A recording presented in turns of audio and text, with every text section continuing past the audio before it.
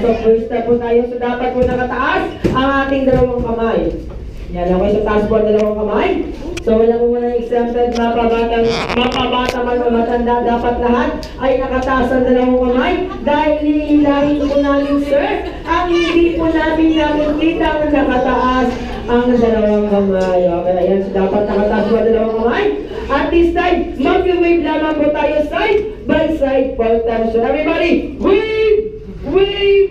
Wave! Ng wave. Okay, so dapat lahat po tayo sumasayaw. Dahil tulad ng sinabi ko, magbibigay kami ng big prize sa mga pinakamagaling sumayaw na kids at adult. Okay, para sa ating next step, okay, so meron po tayo tinatawag na CU. Okay, yung CU step lamang po. So everybody, CU.